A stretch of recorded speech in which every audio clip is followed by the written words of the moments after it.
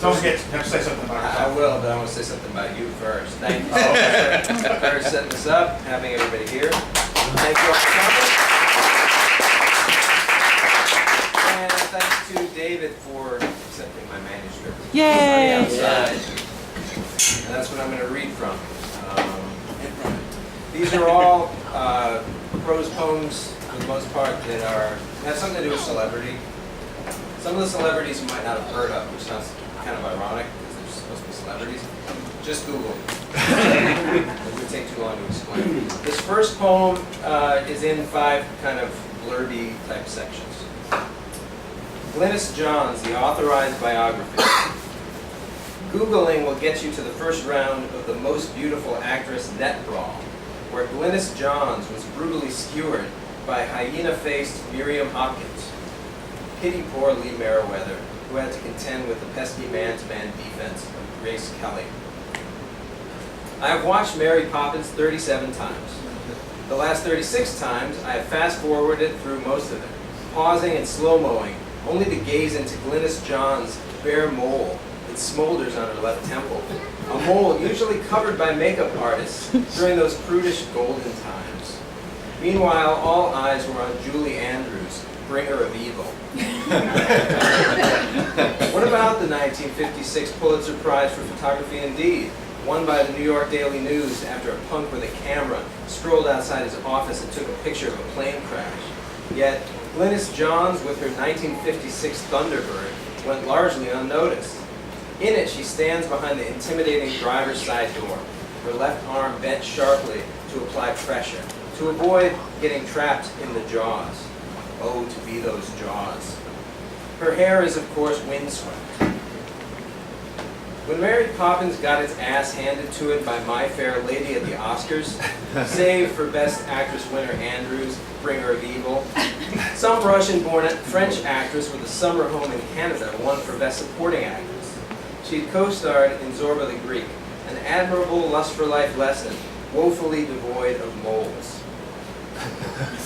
On the short-lived TV show Glynis, our raison d'etre played a mystery writer who, along with her lawyer husband, solves crimes. Together, they go after all the people who have wronged her or may wrong her someday. Julie Andrews, bringer of evil, the New York Daily News, that Zorba lady, Genghis Khan, Donnie and/or Marie, and Maurice Sendak. The show was to be called Miriam before Miriam effing Hopkins backed out at the last minute.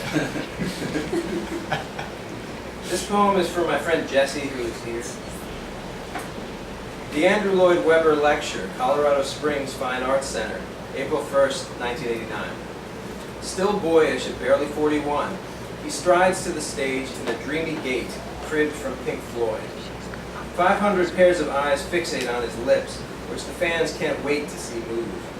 I flew here on the golden breath of a phantom, he says.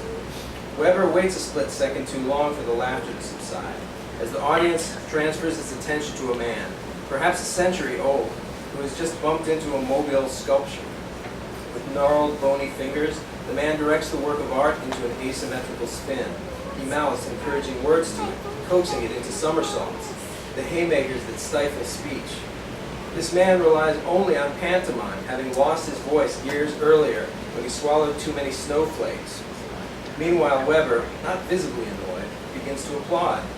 The others follow his lead as the man bows, then exaggeratedly tips his cap toward Webber.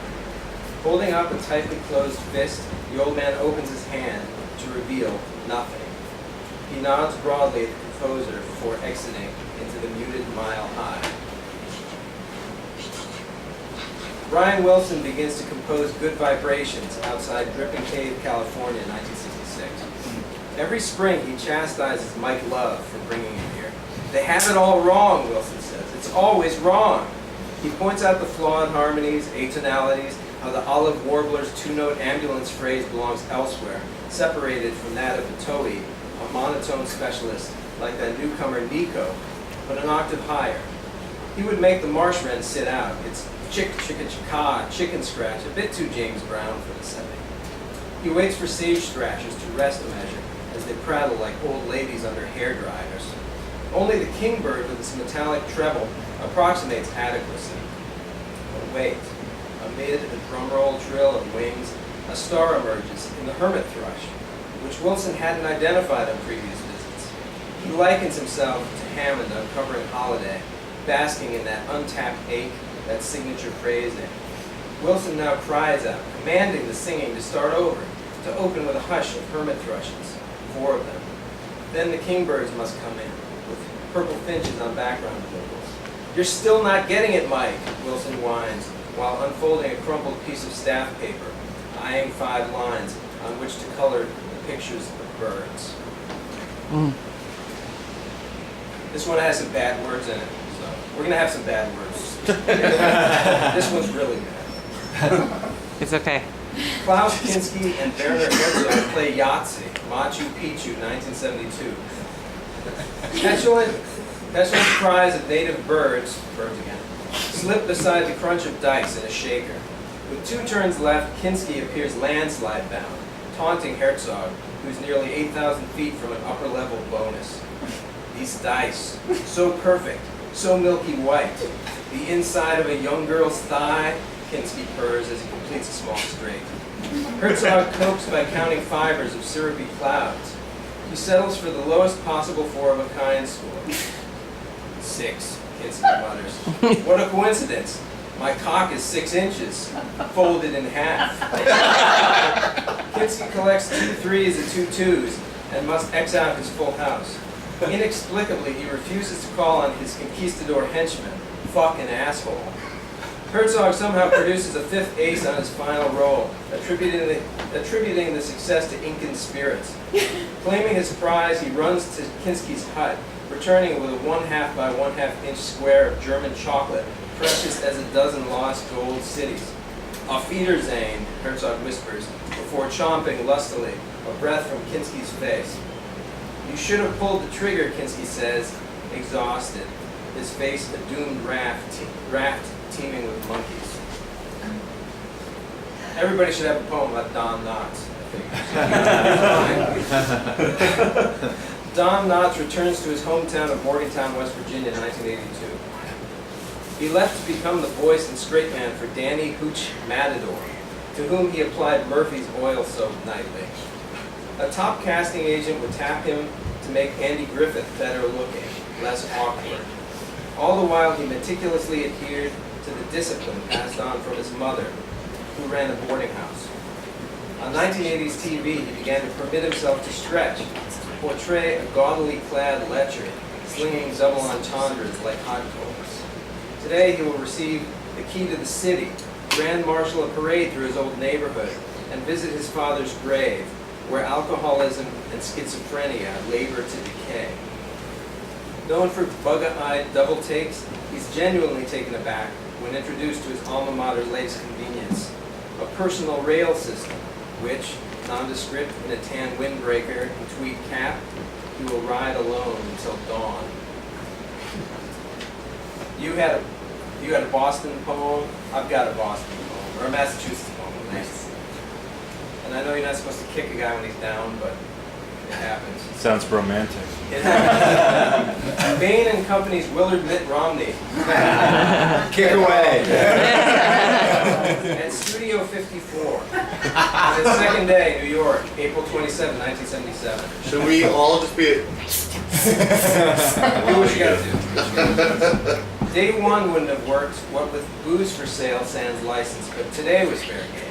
Cranberry juice, please, he shouts over disco beats and string arrangements, reaching into the right pocket of his Brooks Brothers vest, peeling out a 10 spot.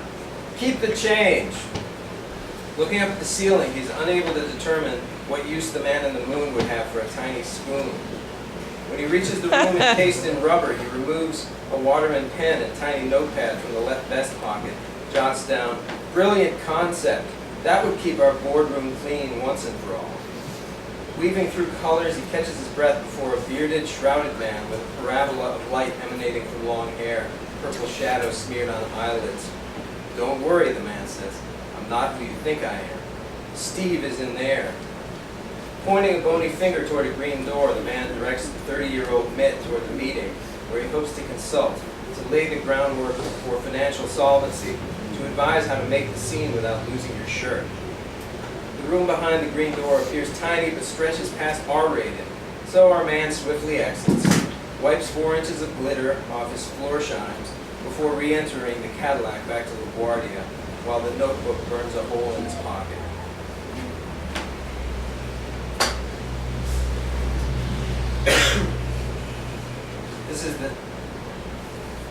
This poem is the title poem from my book, which is called How the Potato Chip Was Invented.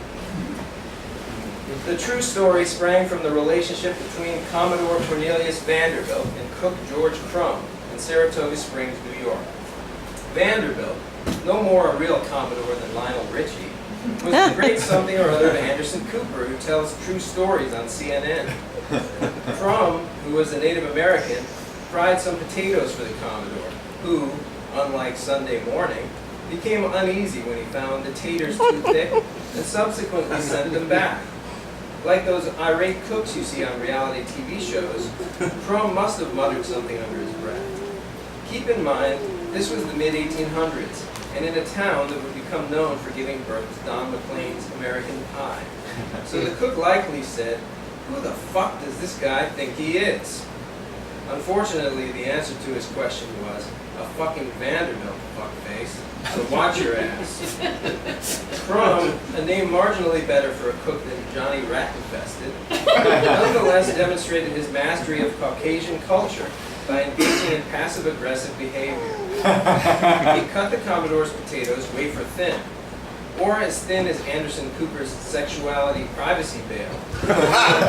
If you are offended by the religious connotations of the word wafer, threw them in the fryer, more likely dropped them gently in the fryer, because throwing things into hot oil is about as brilliant as the lyrics to Say You, Say Me. And to the Commodore, who loved them so much he gave Crumb his own line of designer jeans and helped to invent that pillar of American society, obesity.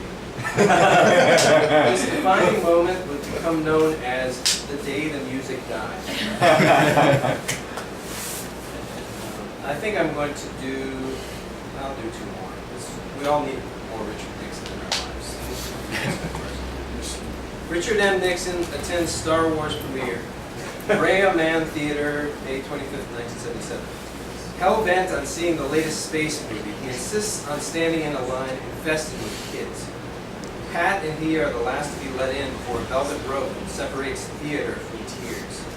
Nixon rekindles his love affair with the dark, which stalls in the headlock of John Williams' brash score.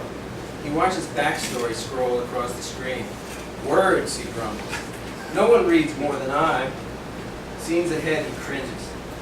"Christ, I finally make it to the movies and some girl in a sheet is making tapes. Goddamn tapes on a robot."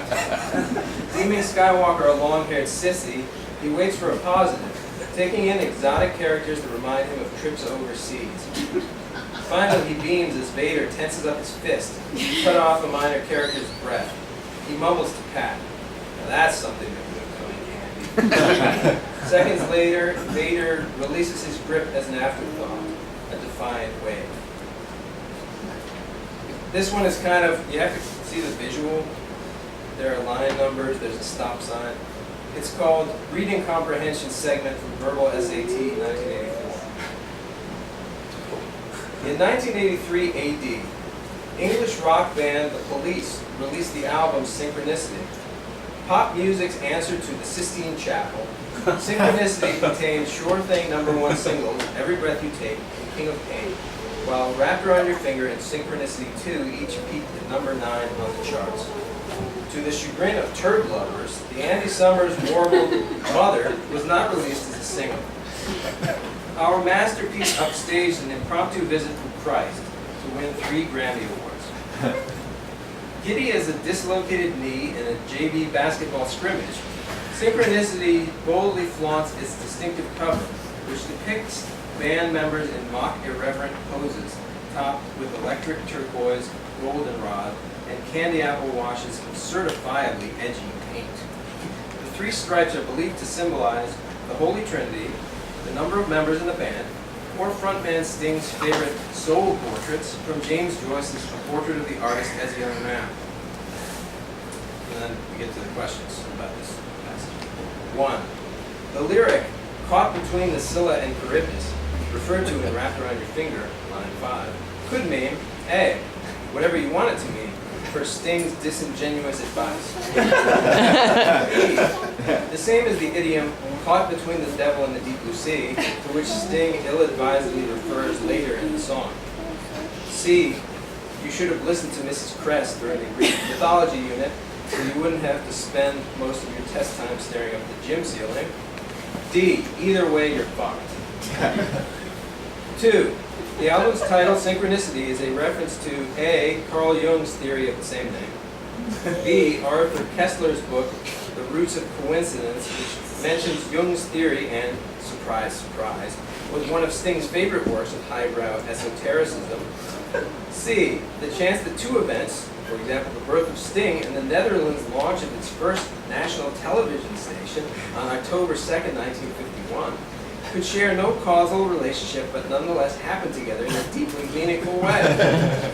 D, the chance that you will be compelled to look up nerve-wracking, obscure literary references while listening to a Police song. 3, it is clear Sting will always be King of Pain, line 5, because A, it was prophesied in the Ayn Rand novel Atlas Shrugged. B, Caribbean Queen singer Billy Ocean named him such because the then earthbound Gordon Sumner was wearing a black and gold sweater, and pretentious asshole who looks like a fucking bee in that shit sweater is slightly unwieldy. C, Morrissey just doesn't have what it takes. D, there's always community college. Thank you.